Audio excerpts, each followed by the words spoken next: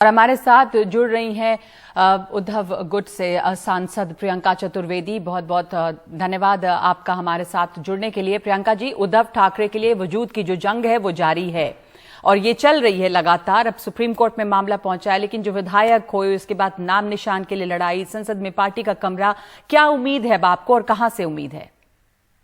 उम्मीद संविधान से है, उम्मीद संविधान के और प्रजातंत्र के उसूलों से है, और उम्मीद सुप्रीम कोर्ट से है, जो कि हमारा लास्ट कॉन्स्टिट्यूशनल वो है प्लेटफॉर्म है, जहां पर हमने इलेक्शन कमीशन ने जो लेटर दिया है, जिसके आधार पर एक पॉलिटिकल पार्टी का हैंडओवर, लेजिस्लेटिव मेजॉरिटी दिखाकर एक पॉलिटिकल पार्टी का हैंडओवर इन्होंने एकनाथ शिंदे ग्रुप को किया है, उसको हमने चैलेंज किया है।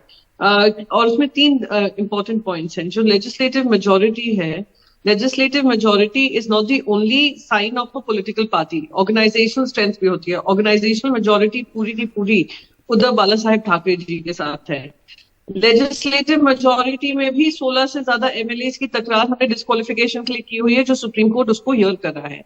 तीसरी प्रॉब्लम, उन्होंने एक पॉलिटिकल पार्टी का स्प्लिट बताया है और उसके आधार पर निर्णय लिया है। तो 2003 में एंटी डिफेक्शन लॉ में चेंजेस के बाद एक पॉलिटिकल पार्टी का स्प्लिट नहीं हो सकता है। उसको आइदर दूसरी पार्टी में शिफ्ट करना पड़ता है जो लोग डिफेक्ट कर रहे हैं, या फिर उनको एक नई पार्टी बनानी पड़ती है जिससे उनका री इलेक्शन होता है। तो ये जिस आधार पे ही इलेक्शन कमीशन ने उनको हैंडओवर किया है वो संदेह की उसमें है और अनकॉन्स्टिट्यूशनल है, इसलिए हमने उसको चैलेंज किया है। बाकी रही लड़ाई की बात, हम उस लड़ने को तैयार हैं, ग्रास रूट्स पर लड़ने को तैयार हैं। हाल ही में हुए बाई इलेक्शन में जहां पे हमें एक नया सिंबल दिया गया था, पार्टी का नाम बदला गया था, हमारे सिंबल को फ्रीज किया गया था, हमने वो लड़ाई लड़ी है और 2019 के मुकाबले हमें ज्यादा वोट जनता से मिले हैं। तो हमारी सबसे फ्रंटियर लड़ाई जो होती है पॉलिटिकल पार्टीज की, जनता के बीच में होती है, और जनता का जो समर्थन है वो हमारे साथ। जनता का समर्थन आपके साथ है, ये आप कैसे अभी कह पाएंगी? मैं इसलिए पूछ रही हूँ क्योंकि लगातार जैसे एक एक करके चीजें हैंड ओवर हो रही हैं, चाहे वो उसको आप गलत मान रही हैं, जो इलेक्शन कमिश्नर ने उनको नाम और निशान दिया और जिसको चुनौती दी आप लोगों ने सुप्रीम कोर्ट में, पर संसद में भवन में कमरा है, वो तमाम चीजें, तो एक जनता में भी ये भ्रम पैदा होता है कि जो शिवसेना है वो दरअसल कौन सी शिवसेना है। वैसे शिंदे साहब ने ये तक कहा था एक दिन पहले कि हमें नाम निशान मिल गया, हम संतुष्ट हैं, हम और कुछ चाहते नहीं, हम किसी चीज पर दावा नहीं करेंगे क्योंकि हमें लालच नहीं है। पर यहां पे अभी तमाम चीजों पर दावा हो रहा है। प्रियंका जी, नहीं, सबसे पहले तो मैं आपको बताऊं मुझे किस वजह से लगता है कि जनता हमारे साथ है। मैंने आपको अंधेरी ईस्ट बाईपोल का परिणाम बताया।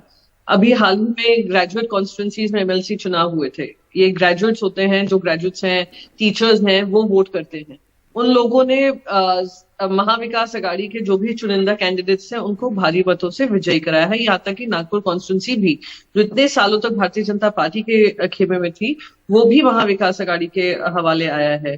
तो उससे हमें कॉन्फिडेंस है। और जनता का अगर आप डिस्ट्रिक्ट सर्वे कर लीजिए, बहुत सारी सर्वेज निकल रहे हैं, उसी से स्पष्ट हो जाता है कि जनता समझ रही है। भले ही वो लोग भ्रमित करने की कोशिश कर रहे हो कौन सी असली शिवसेना है, जनता जानती है असली शिवसेना कौन सी है। रही बात, वो कह रहे हैं हमें और किसी चीज का लालच नहीं है। अरे लालच के ही चक्कर में तो आप लोगों ने पूरी पार्टी में बगावत की। वही लालच के चक्कर में आज देश भर में, क्या महाराष्ट्र के हर घर में आपको 50 होके एकदम ओके कहा जाता है। उसी लालच के चलते आपने लेजिस्लेटिव मेजोरिटी जीती है, उसी लालच के चलते आज आप सत्ता में है। तो अगर आपके मन में लालच नहीं होता, आपके मन में पार्टी भाव होता, सेवा भाव होता, तो आप पार्टी में 2.5 साल आप मंत्री बने रहे थे, एक नए अलायंस में मंत्री बने हुए थे। रातों रात आपको क्या दिक्कत हुई कि आप भागकर सूरत गए, फिर गुवाहाटी गए, फिर गोवा गए और फिर वापस महाराष्ट्र लौटे? तो ये थोड़ा हास्यास्पद है।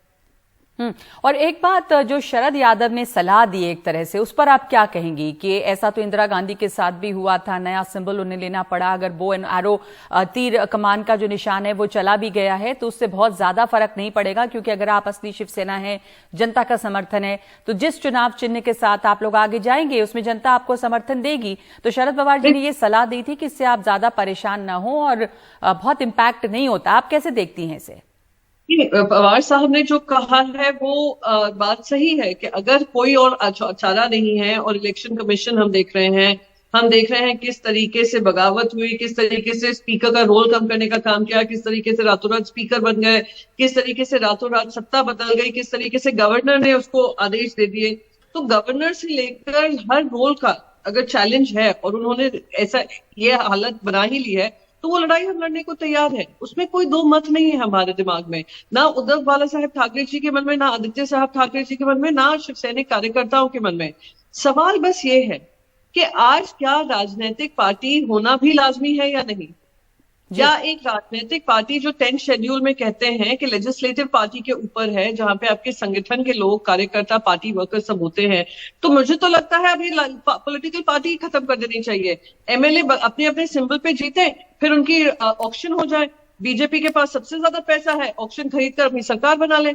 आज सारे राज्यों में काम यही हो रहा है ना, जहां बीजेपी की सरकार नहीं है, बीजेपी खरीद फरोख्त कर ED, IT, CBI, election commission का हवाला देकर सरकार बनाई ली। नहीं, वो बात ठीक है जो आप कह रही हैं, पर यहाँ पर ये भी कहा जाएगा कि जब आपके पास विधायक ही नहीं थे, जब आपके पास लोग नहीं रहे, तो अब शिंदे जो हैं वो अपना कब्जा जमा रहे हैं, तो आप उसमें उन्हें कैसे दोष दे सकती हैं। वैसे भगत सिंह कोश्यारी जो पूर्व गवर्नर है महाराष्ट्र के, उनका भी एक बयान आया कि ये शरद पवार और कांग्रेस ने मिलकर उद्धव ठाकरे को एक तरह से ये फंसा दिया।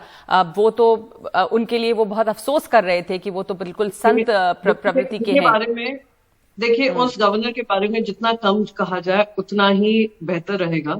उन्होंने अपने गवर्नर रोल पे कलंक छोड़कर गए हैं, और मैं उम्मीद करती हूँ कोई और गवर्नर इस स्तर पे ना गिरे जो वो गवर्नर बनकर गए।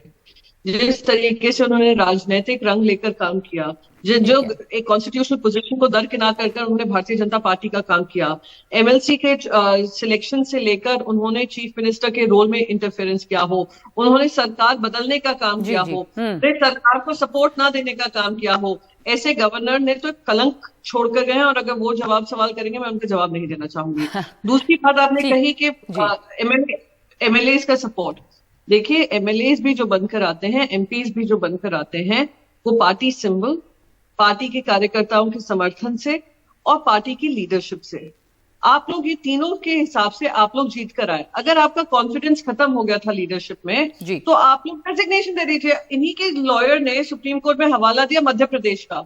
मध्य प्रदेश में जो ज्योतिरादित्य सिंधिया के साथ गया, उन्होंने सबने इस्तीफा दिया था, फिर उन्होंने चुनाव लड़ा था। तो आप भी चुनाव लड़ लीजिए, आपको कौन रोक रहा है? 10th शेड्यूल तो यही कहता है। तो आप 10th शेड्यूल का उल्लंघन कर आप पॉलिटिकल पार्टीज का वजूद खत्म कर अगर राजनीति करना चाहते हैं, मैं तो कहती हूँ ओपन ऑप्शन हो जाने। ठीक है, तो लेकिन आप लोग सुप्रीम कोर्ट में अभी गए हैं, अब सुनवाई इस पर होनी है सुप्रीम कोर्ट से। संविधान से आप कह रही हैं कि आपको उम्मीद है कि ये गलत हुआ है और शायद आपके हक में फैसला हो, ऐसी आपकी उम्मीद है। धन्यवाद आपका प्रियंका चतुर्वेदी हमसे बात करने के लिए।